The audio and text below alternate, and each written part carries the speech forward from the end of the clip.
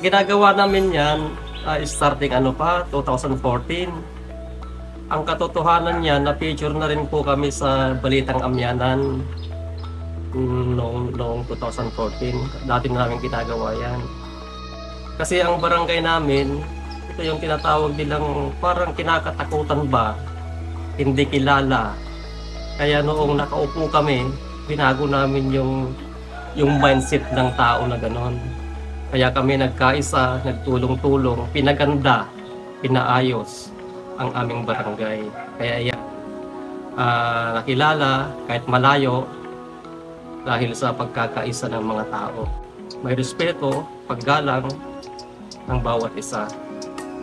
So ayun, hindi lang yan, nagkaroon din si Mayora ng programa na Bali-Balin Bembang. Ilang beses din kaming nanalo dyan, 4 beses yata.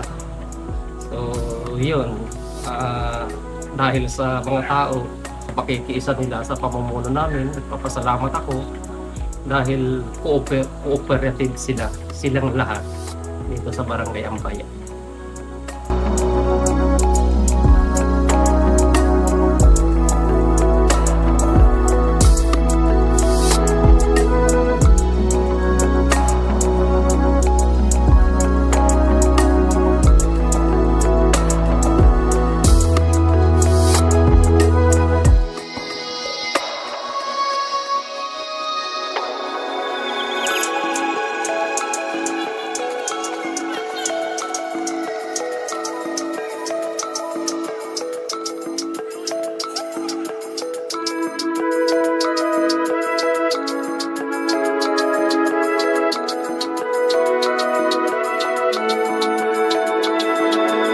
Masasabi ko po dito sa aming lugar ay ginagawa po namin yung pagtatanim na ganito kasi po gusto po namin na makatulong sa kalikasan at mapalamig, di ba po, pag may mga tanim, mga halaman, mga bulaklak ay napakaganda sa paningin sa mata.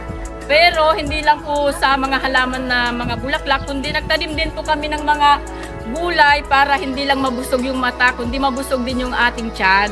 At isa pa po, ginagawa po namin itong ganito para may papakita yung pagkakaisa sa barangay. So napakaganda po yung ganitong mga pagkakataon na gawin po natin sa ating mga lugar kasi po ay may papakita natin sa ibang lugar na tayo po dito ay nagmamahalan, mayroong pagkakaisa, mayroon yung makakatulong tayo sa Mother Earth, di ba po? Kaya ayun po, kami po ay nagpapasalamat na masaya kami na kahit mainit yung panahon ay kami po ay nagkakaisa para gawin po mapaganda ang ating purok. Ang aming purok, especially kasi kami ay nasa Purok 2. At kami po ay lumalaban din kasi dito sa aming barangay, mayroon ding kompetisyon na kung saan yung mas malinis, saan yung mas maganda, siya po yung mananalo. At kami po ay hindi naman po namin ginagawa ito hindi sa prize, kundi ginagawa po namin ito para mapakita po namin yung pagkakaisa namin sa Purok 2 at saka sa buong barangay natin.